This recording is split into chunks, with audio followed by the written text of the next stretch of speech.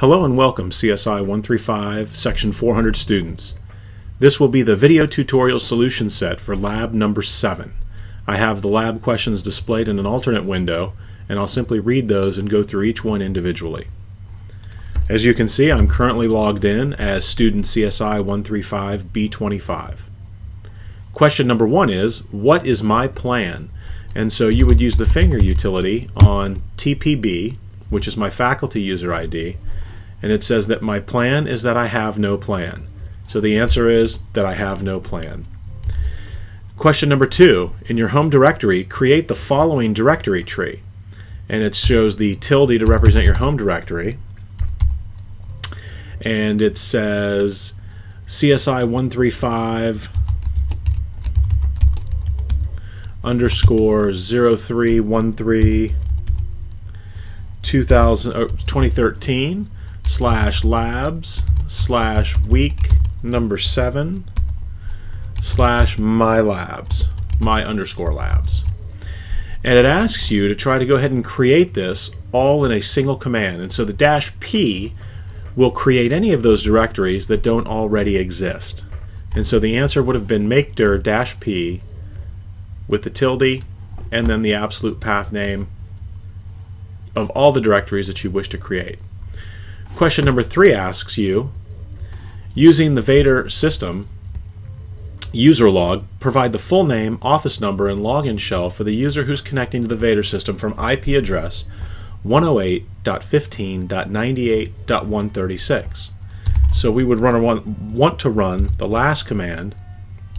And first, let's take a quick look at the man page for last, and you can see that it has a number of options.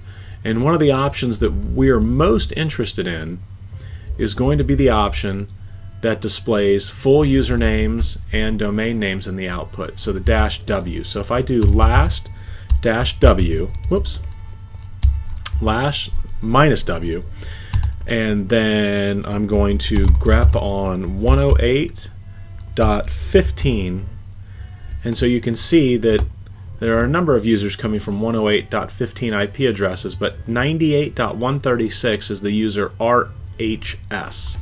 So then I would again use the finger utility to find out who RHS is, and that happens to be Mr. Dick Seabrook. So the answer to question number 3 would be Richard Seabrook.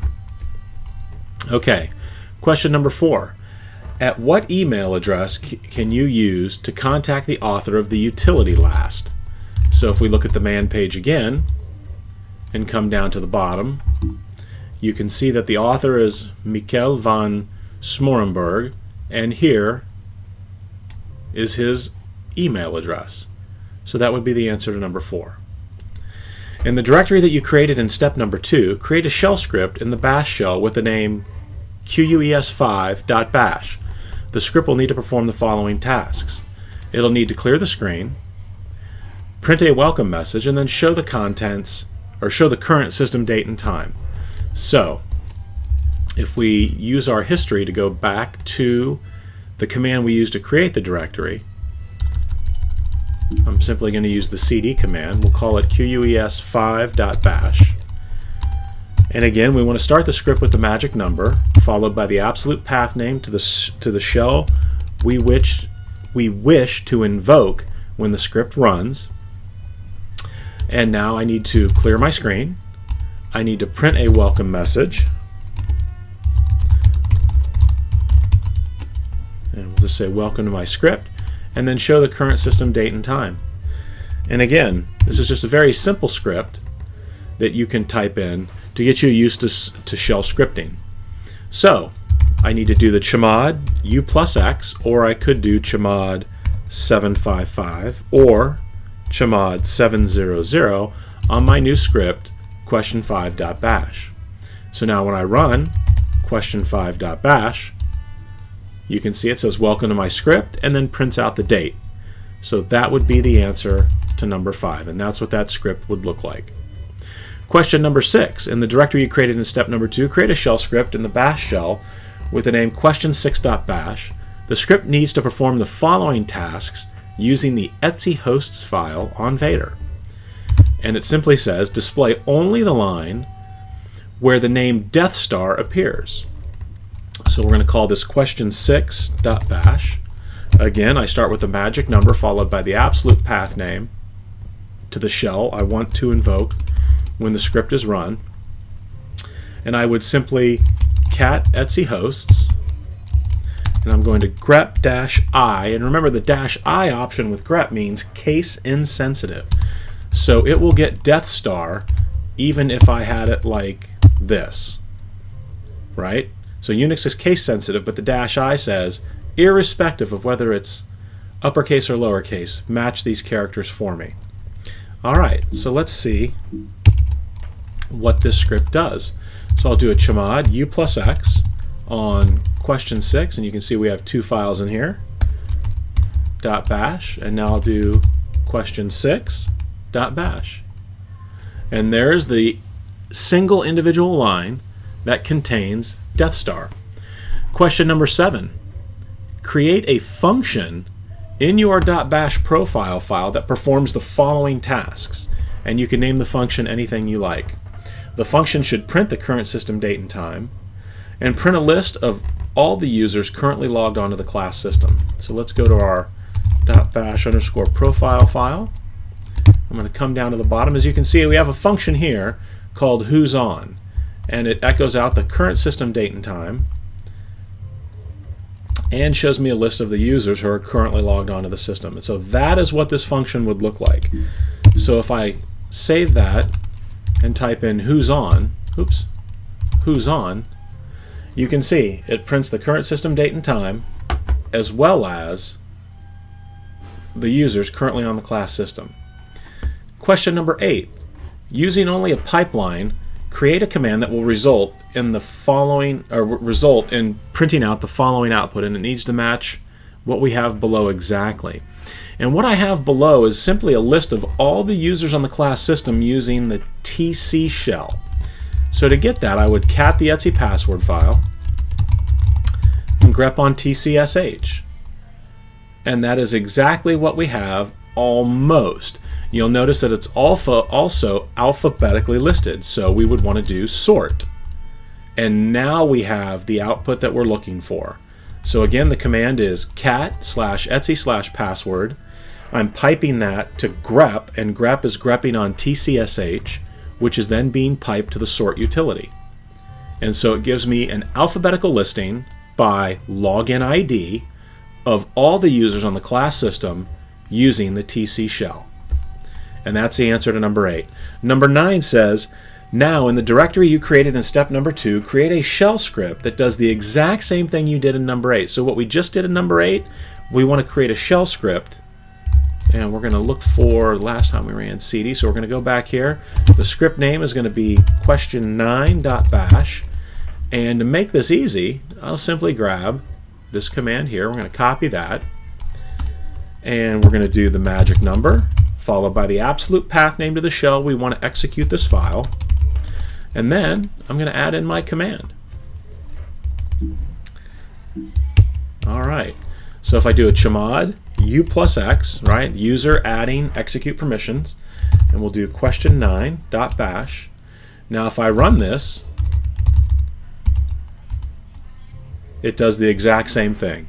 And again, you could run the command from the command line, but the purpose behind creating these small scripts is to get you familiar and comfortable with the process of creating a shell script and just adding in a few commands initially, as they will obviously get more complex as the course progresses. Number 9. So that was our answer for number 9. Number 10. Now in your .bashrc file, create an alias that does the same thing as the pipeline shell script from number 8 and number 9. So let's go back here. We'll go bashrc. And as you can see, we have a number of commands. So I'll create an alias, and we're going to call that alias, let's see, we're printing out the TC, so we'll call it tshell. How about that? All right, and this command is going to, I think I can paste that back in here. I'm going to do exactly that, and let's see if this works, right? So if I were to run this right now, tshell, you'll see that it says tshell command not found.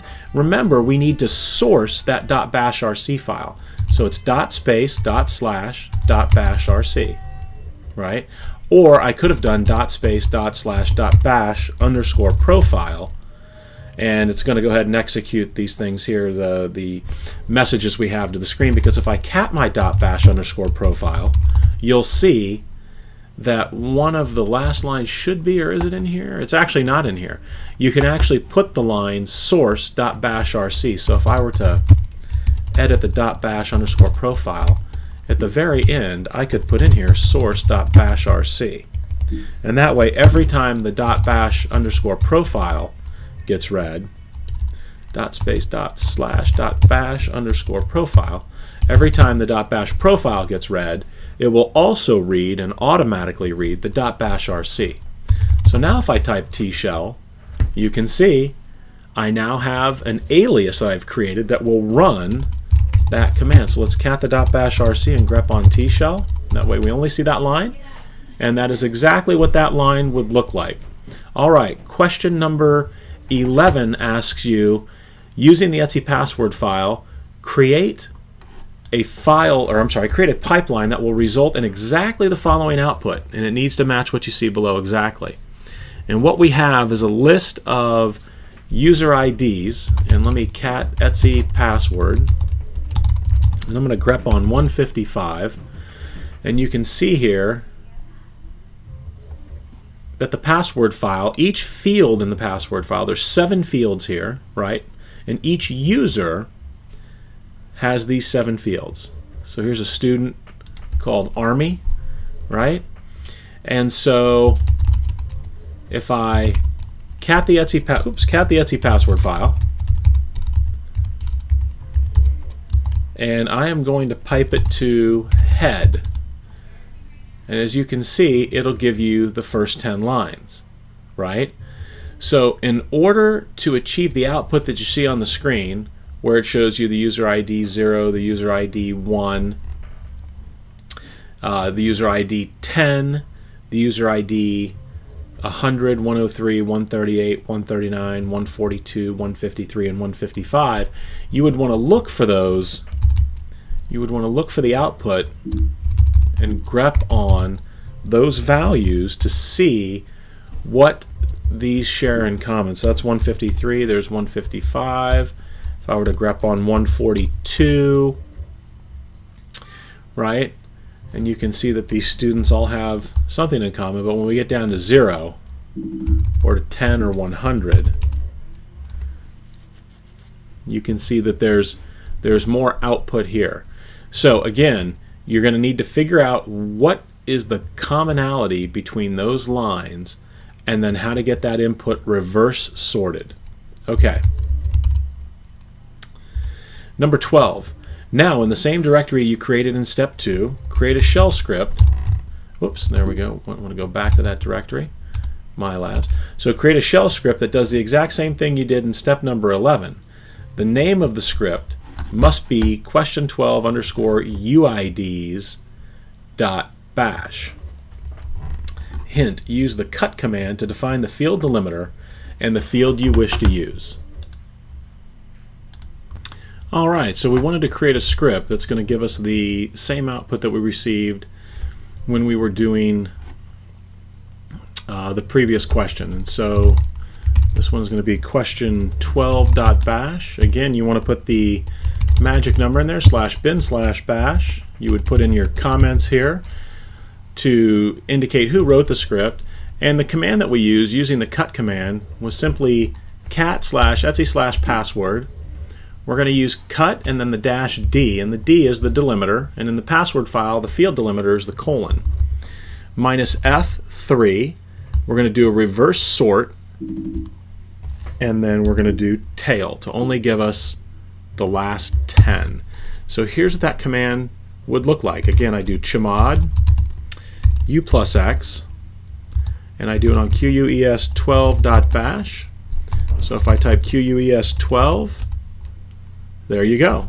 That gives you the 155, 153, 142. So the last 10 user IDs. All right, and that was number 12. So we're going to go back now to the remaining questions. And give me 1 second here. I need to pull those guys back up.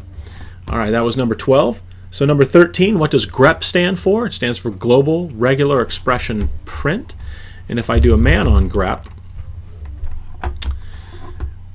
it just simply says grep, egrep, fgrep, prints lines matching a pattern, right?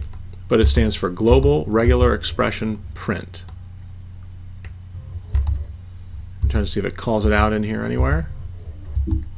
Not specifically, or it may be in here, we may have gone past it. So that was number 13. Number 14, when it appears on the first line of a shell script, what is the following series of characters referred to as? And that is the hash bang, right? And that's referred to as the magic number.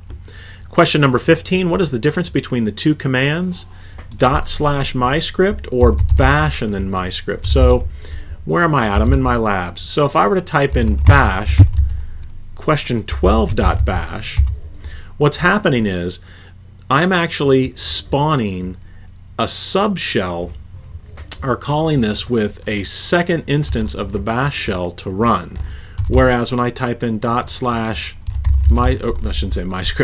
/question 12.bash, what's happening is this file has the execute bit set, so it'll execute within the current shell, as opposed to spawning a separate instance of the bash shell. All right, so those were the 15 questions for lab number 7. I hope you found this tutorial useful, and I will see you all on Wednesday night. Have a great weekend.